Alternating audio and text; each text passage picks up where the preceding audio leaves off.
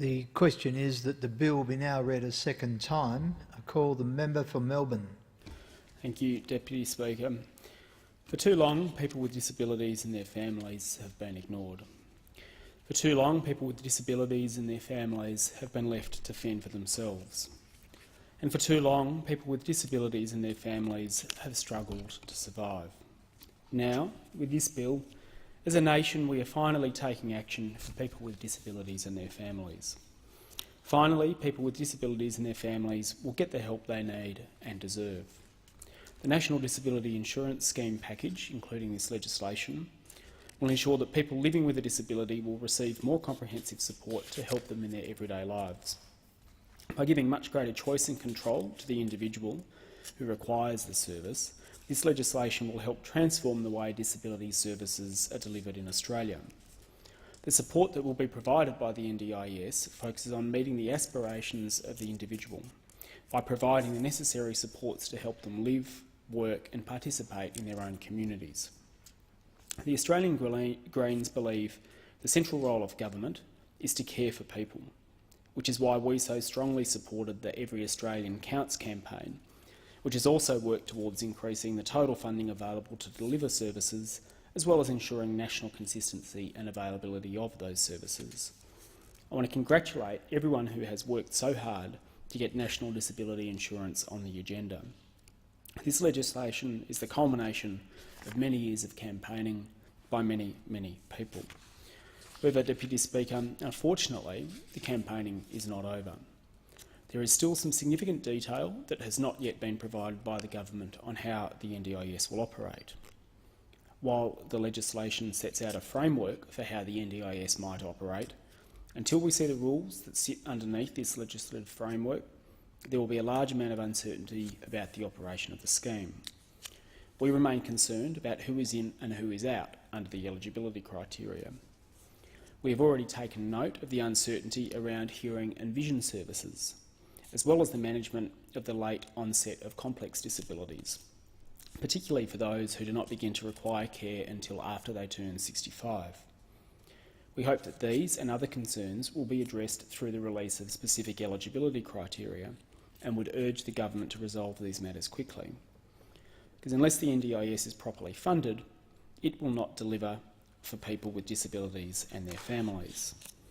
The government is yet to outline the funding arrangements for the NDIS. In particular, we are yet to know how block funding and service sustainability will occur in a funding model focused on self-directed care, as well as where the savings will be found or the revenue raised to adequately fund the scheme. The Australian Greens share the concerns of organisations like Victoria Legal Aid, who have highlighted concerns about where individuals who will require additional support and advocacy services will be able to turn for that support, particularly given that legal aid is already overstretched in many places. The Australian Greens recognise that the NDIS may not directly tackle discrimination and disadvantage, and there will be some groups who may struggle to access the NDIS.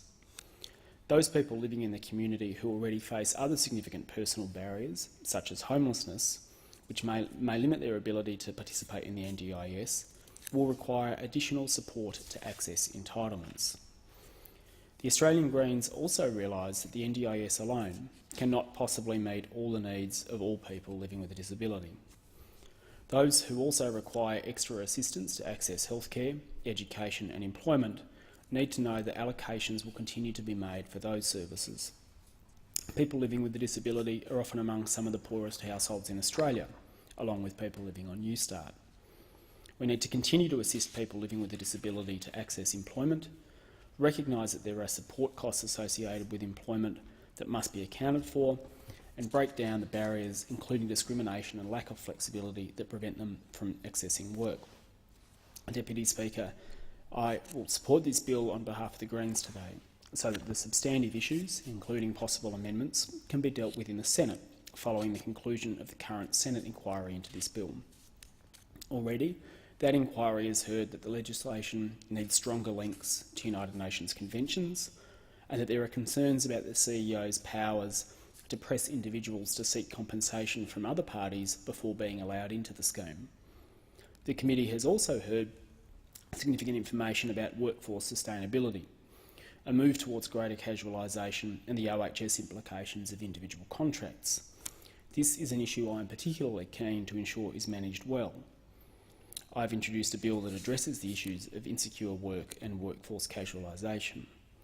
We need to carefully balance the move towards self-directed funding with care for workers' rights, particularly for lower skilled support workers who might be left vulnerable by individualised contracts.